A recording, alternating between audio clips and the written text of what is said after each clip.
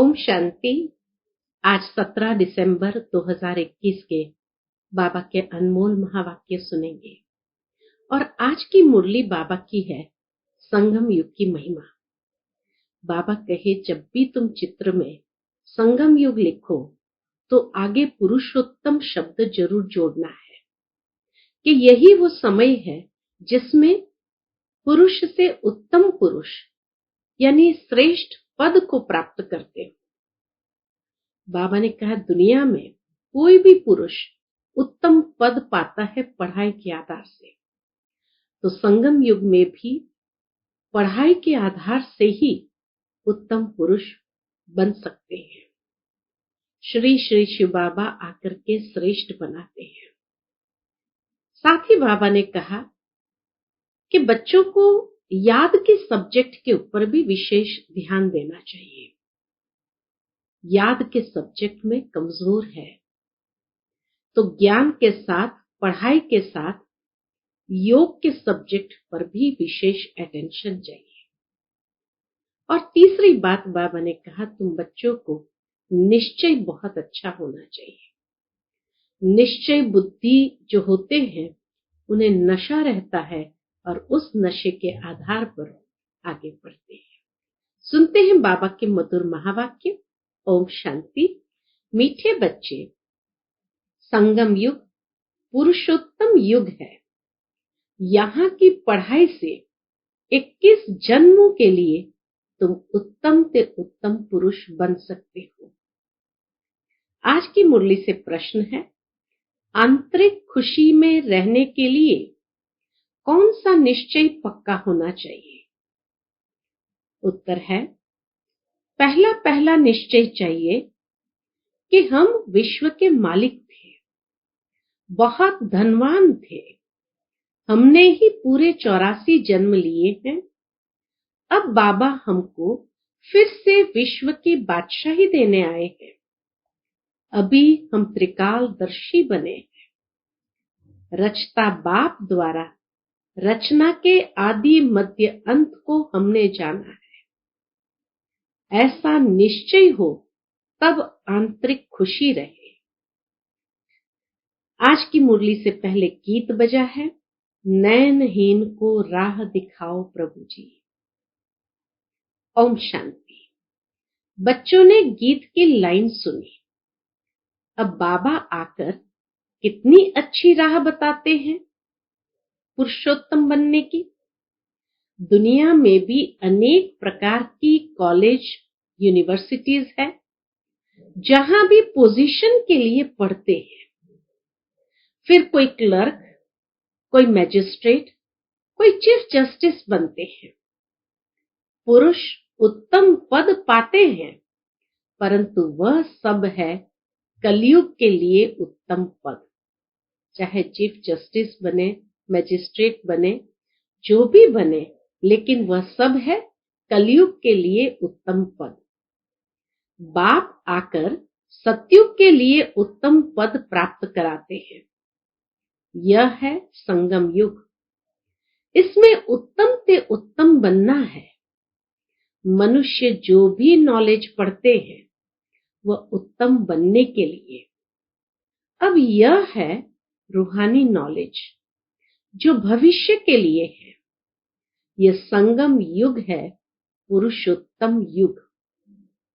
चित्रों में जहां भी संगम युग है वहां पुरुषोत्तम जरूर लिखना चाहिए। हर एक चीज उत्तम बनाई जाती है। तुम जानते हो यह लक्ष्मी नारायण कितना पुरुषोत्तम है। उन्हों के जेवर, वस्त्र आदि कितने शोभनीक होते हैं। तो ऐसे चित्र बनाने चाहिए। बाबा तो डायरेक्शन ही देंगे। बच्चे तो शहरों में घूमते फिरते हैं, उन्हों को ही ध्यान में आना चाहिए। बाबा तो हर बात के लिए डायरेक्शन दे देंगे कि चित्र में कौन सा शब्द किस तरह से लिखना चाहिए। लेकिन बाबा कहे, जब आप घूमते हो चारों ओर तो आपको ही ध्यान में आना चाहिए कि कैसे कैसे शोभनीक आकर्षण वाले चित्र बनाए जिससे भपका अच्छा हो। बुद्धि में सारा दिन ये याद रहना चाहिए, कौन सी बात, कि हम उत्तम से उत्तम पुरुष बन रहे हैं। कौन बनाते हैं? सबसे उत्तम बाप। तो ऊंच से ऊंच श्रीमत है एक बाप की, वह बाप ही बनाते हैं। श्री का अर्थ है श्रेष्ठ। श्री का टाइटल सिर्फ देवताओं को ही दिया जाता है। उन्हों की आत्मा और शरीर दोनों पवित्र है। श्री का टाइटल तभी मिलता है जब आत्मा और शरीर दोनों पवित्र है। उन्हों का जन्म भी पवित्रता से होता है। यहाँ कोई का भी जन्म पवित्रता से नहीं होता है। सिख लोग गाते हैं, मूत पलेती कपड़ धोए। बाबा आकर मूत पलेती कपड़ों को धुलाई करते हैं और उन्हों को मनुष्य से देवता बनाते हैं। देवताएं विकार से पैदा नहीं होते हैं, परंतु लोग समझते हैं विकार बिना दुनिया कैसे चलेगी। ये लोगों की समझ है, लेकिन बाबा कहे वास्तव में देवताएं कोई विकार से पैदा नहीं होते हैं। बाप समझाते हैं स्वर्ग में विष की पैदाइश होती नहीं। अभी तुम स्टूडेंट जानते हो कि हम आए हैं नर से नारायण बनने के लिए। हम बाबा के पास आए ही है नर से नारायण बनने के लिए। इस राजयोग द्वारा हम राजाई प्राप्त करेंगे। अगर कोई फेल हो जाते हैं तो चंद्रवंशी में चले जाते हैं। तुम्हारी तो है रावण से युद्ध, परंतु दुनिया में ये किसको मालूम नहीं है कि रावण हमारा पुराना दुश्मन है। रावण का अर्थ नहीं जानते तो 10 शीश क्या है। तुम बच्चे जानते हो विकारों की प्रवेशता से ही भ्रष्टाचारी बन जाते हैं। सतयुग में सब श्रेष्ठाचारी है। बाप कहते हैं इस समय सब तमो प्रधान बुद्धि है, बिल्कुल अंधियारे में है। यह भी गाया हुआ है कि कुंभकर्ण की नींद में सोए हुए हैं। जब आग लगेगी तब जागेंगे। देखो तुम कितना जगाते हो फिर सो जाते हैं।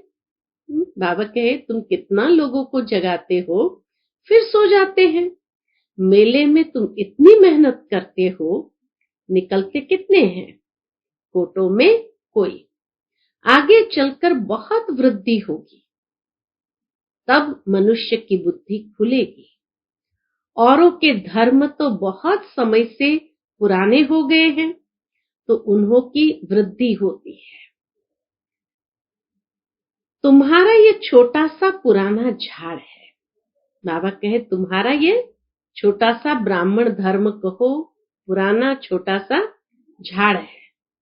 वे लोग तो मांस मदिरा सब कुछ खाते हैं, विकारों में भी जाते हैं।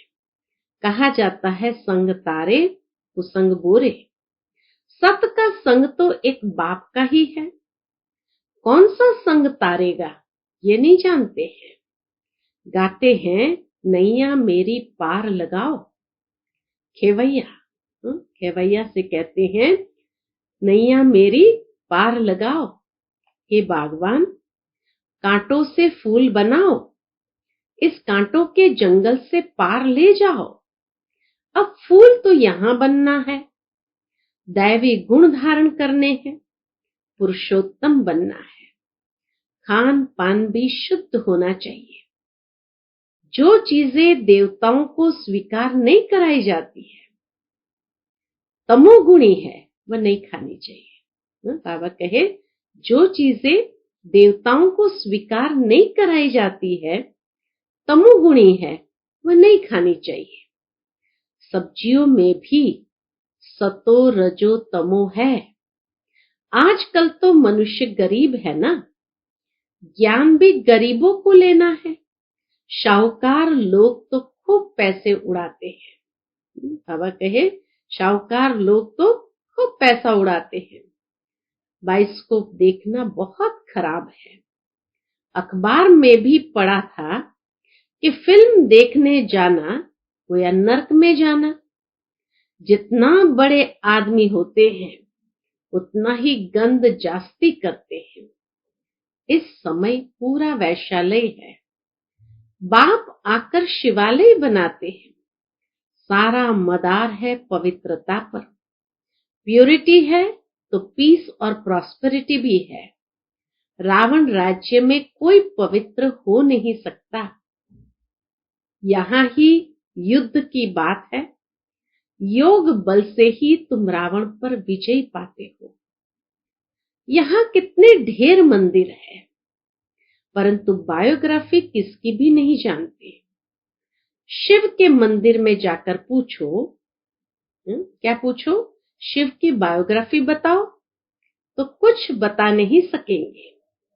तुम्हारे में भी नंबरवार पुरुषार्थ अनुसार ज्ञान को जानते हैं। उत्तम, मध्यम, कनिष्ठ तो होते हैं। हर एक स्थान पर 3 लेवल तो जरूर होते हैं। सारा मदार है पढ़ाई पर। आत्मा कहती है हम तो नर से नारायण बनेंगे। पढ़ाता तो सबको राजयोग हूं, परंतु फिर भी पुरुषार्थ अनुसार उत्तम, मध्यम, कनिष्ठ बनते हैं। इसलिए बच्चों को पढ़ाई पर बहुत ध्यान देना चाहिए। शिव भगवान वाच कि योग अग्नि से तुम्हारे पाप भस्म हो जाएंगे और सतो प्रधान बन जाएंगे। बाबा कहे, शिव भगवान वाच है कि योग अग्नि से ही तुम्हारे पाप भस्म हो जाएंगे और सतो प्रधान बन जाएंगे। इसलिए बच्चे याद की यात्रा को भूलो मत। अपने दिल से पूछो कि हम प्रदर्शनी में ज्ञान तो बहुत अच्छा समझाते हैं, परंतु याद की यात्रा में रहते हैं। बाबा के स्वयं से पूछो। ये याद में फेल है, इसलिए वह अवस्था, वह खुशी कायम नहीं रहती है। इस सब्जेक्ट में बच्चों को अभ्यास बढ़ाना चाहिए। चित्र भी ऐसे शोभनीक बनाने चाहिए जो कोई भी आकर पढ़ने से ही नॉलेज समझ जाए। अच्छी चीज होगी तो देखने बहुत आएंगे। इन चित्र बनाने वालों को कितना इनाम मिलता है। देवताओं के चित्र को खास पुराना करके बेचते हैं।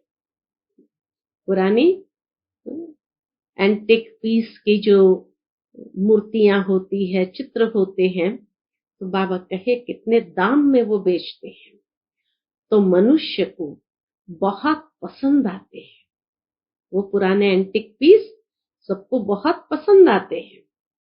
बहुत पैसे देकर भी खरीद करते हैं। देवताएं सतो प्रधान थे, तो उन्हों के चित्र का भी कितना मान है।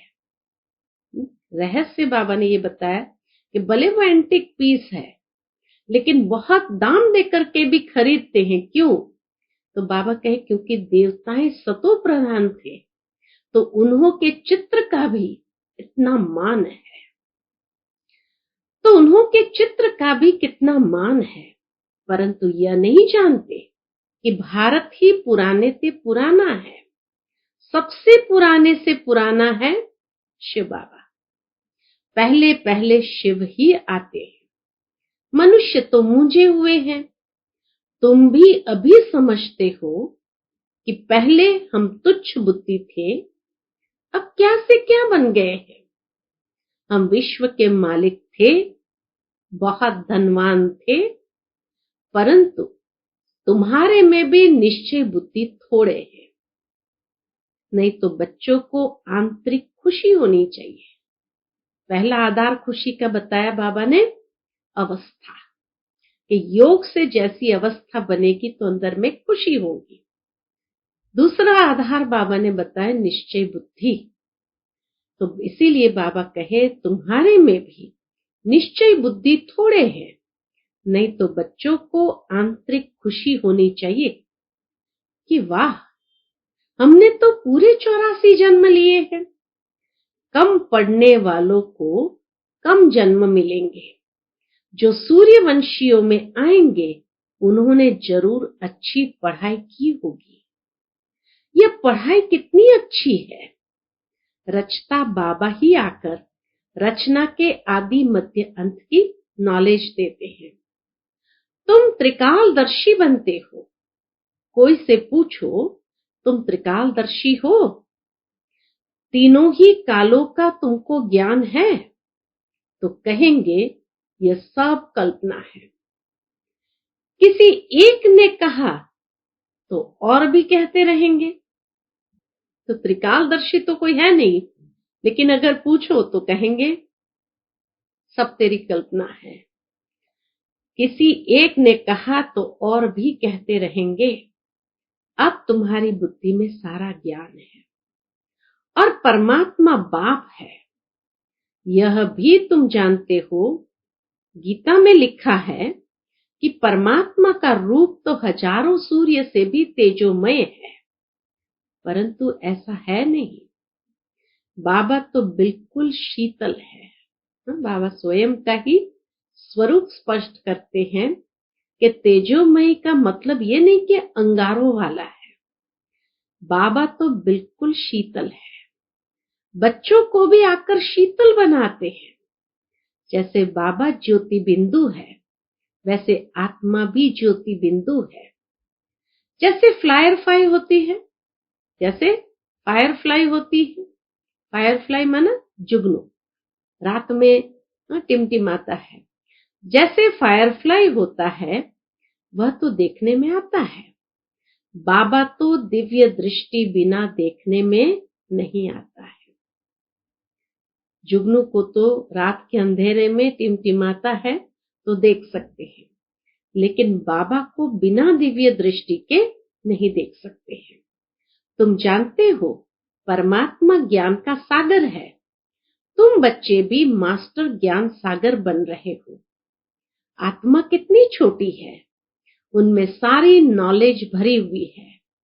आत्मा ही सुनती है, आत्मा ही धारण करती है, आत्मा ही शरीर द्वारा समझाती है। यह बातें कोई को भी समझाने आएगी नहीं। तुम भी बाप द्वारा समझ और समझा सकते हो। परम पिता परमात्मा ही पतित पावन ज्ञान का सागर है। कृष्ण को पतित पावन व ज्ञान का सागर नहीं कह सकते हैं। बुलाते भी एक को है कि हे पतित पावन आओ, न कि कृष्ण व राम को कहते हैं। पतित पावन एक को पुकारते हैं, बाकी ये नहीं कि कोई कृष्ण को राम को कहते हैं। सीता का राम कोई पतित पावन था क्या? तुम सब भक्तियां हो, भगवान एक है।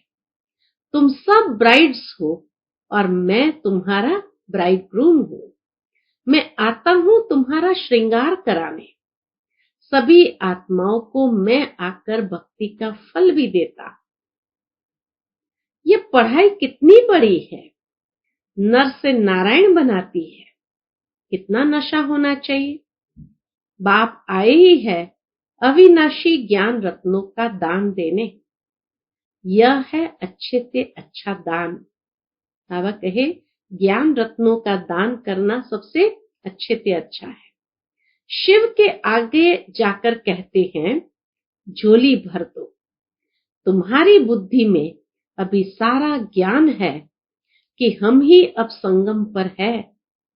हमको शिव बाबा विष्णुपुरी का मालिक बनाते हैं। अब हम ब्राह्मण हैं, फिर हम देवता बनेंगे, फिर क्षत्रिय वैश्य शूद्र बनेंगे।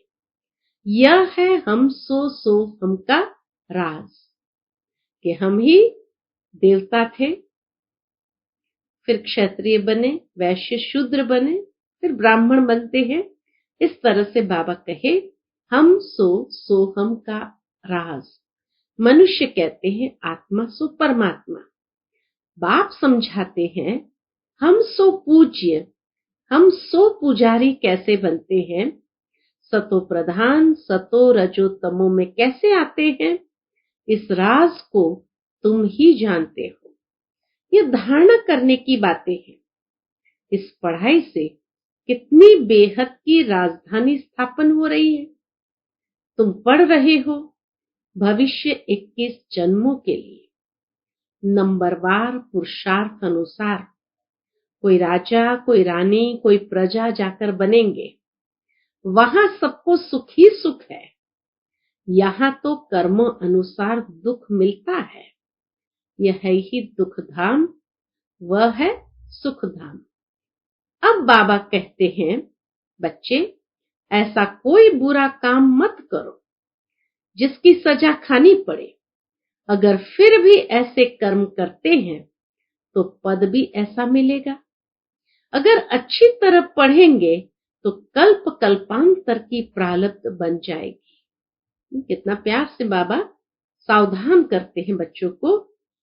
अगर अच्छी तरह पढ़ेंगे तो कल्प कल्पांतर की प्रारब्ध बन जाएगी। अभी यह ज्ञान है, फिर प्रायलोप हो जाएगा। अभी तुम पुरुषार्थ नहीं करेंगे तो क्या होगा? तो बहुत पछताएंगे। बाप कहते हैं दैवी गुण धारण करो, नहीं तो कर्म विकर्म हो जाएंगे। यहाँ सब मनुष्य के कर्म विकर्म बनते हैं। यह तुम्हारे सिवाय कोई जानते ही नहीं। गीता का भगवान कब आया ये कोई बता न सके। कहते हैं द्वापर में आया। वेद शास्त्र बने ही द्वापर में है और द्वापर में ही आसुरी संप्रदाय हो गए। बच्चे कहते बाबा हमको इस पाप की दुनिया से ले चलो। वो यह मौत मांगते हैं, इसीलिए उनको कालों का काल कहा जाता है। उन लोगों ने सिर्फ नाम रख दिया है अकाल तख्त, परंतु अर्थ कुछ नहीं समझते। जो बहुत उच्च बनते हैं वही आकर नीचे भी गिरते हैं। तुम बच्चों को अब यह ज्ञान सारा समझ में आया है। यह बहुत वंडरफुल ज्ञान है। रचना के आदि मध्य अंत का ज्ञान कोई दे न सके। नहीं तो निराकार को नॉलेजफुल कहने से फायदा ही क्या? बाबा कहे आदि मध्य अंत का ज्ञान तो किसी के पास नहीं है, इसलिए कोई दे भी नहीं सकते हैं। नहीं तो निराकार को नॉलेजफुल कहने से फायदा ही क्या? निराकार बाप ही आकर के सारी नॉलेज देते। जब तक वह आकर ज्ञान न देवे, सब आत्माएं निराकारी दुनिया से यहाँ आकर पाठ बजाती है। अब भगवान को बुलाते हैं। उनको अपना शरीर तो है नहीं, बाकी सब आत्माओं को अपना अपना शरीर है। तो भगवान एक ही निराकार हुआ ना। बाप कहते हैं मेरा नाम है शिव। मैं इनके शरीर में, इनकी भ्रुकुटी में आकर बैठता हूं। कितना क्लियर एक एक बात बाबा समझाते। मैं इनके शरीर में, इनकी भ्रुकुटी में आकर बैठता हूं। जैसे आत्मा ऑर्गन्स द्वारा बात करती है, वैसे बाबा भी इनके ऑर्गन्स द्वारा समझाते हैं। गाया भी हुआ है, भ्रुकुटी के बीच चमकता है अजब सितारा। अब इन गुह्य राजों को तुम ही जानते हो। बाबा कहे और तो कोई जानते नहीं है कि भ्रुकुटी के बीच अजब सितारा चमक रहा है। ये किस बात के लिए कहा गया? तो अब इन गुह्य राजों को तुम ही जानते हो। अच्छा, मीठे मीठे सिकिलदे बच्चों प्रति माता पिता बाप दादा का याद प्यार और गुड मॉर्निंग। रूहानी बाप की रूहानी बच्चों को नमस्ते। हम सब रूहानी बच्चों की रूहानी माता पिता बाप दादा को याद प्यार गुड मॉर्निंग और नमस्ते नमस्ते। शुक्रिया बाबा, शुक्रिया। आज की मुरली से धारणा के लिए मुख्य सार है। पहली पॉइंट, अपनी ऊंची प्रारब्ध बनाने के लिए पढ़ाई अच्छी तरह पढ़नी है। कोई भी बुरा काम नहीं करना है। दूसरी पॉइंट, अपना खान पान बहुत शुद्ध रखना है। देवताओं को जो चीज स्वीकार कराते हैं वही खानी है। पुरुषोत्तम बनने का पुरुषार्थ करना है। आज का बाप दादा का मधुर वरदान हम बच्चों के प्रति है, त्याग, तपस्या और सेवा में सफलता प्राप्त करने वाले सर्व के कल्याणकारी भव। त्याग, तपस्या और सेवा में सफलता प्राप्त करने वाले सर्व के कल्याणकारी भव। जैसे स्थूल अग्नि दूर से ही अपना अनुभव कराती है, ऐसे आपकी तपस्या और त्याग की झलक दूर से ही सर्व को आकर्षित करे। सेवाधारी के साथ साथ त्यागी, तपस्वी मूर्त बनो, तब सेवा का प्रत्यक्ष फल दिखाई देगा। त्यागी अर्थात कोई भी पुराने संकल्प व संस्कार दिखाई न दे। तपस्वी अर्थात बुद्धि की स्मृति व दृष्टि से सिवाय आत्मिक स्वरूप के और कुछ भी दिखाई न दे। जो भी संकल्प उठे उसमें हर आत्मा का कल्याण समाया हुआ हो, तब कहेंगे सर्व के कल्याणकारी। आज का स्लोगन है, देभान से पार जाने के लिए चित्र को न देख, चैतन्य और चरित्र को देखो। कितनी सुंदर बात बाबा ने कही आज के स्लोगन में। देभान से पार जाने के लिए चित्र को न देख, चैतन्य और चरित्र को देखो। चैतन्य आत्मा को देखो और उसके चरित्र को देखो। अच्छा, ओम शांति।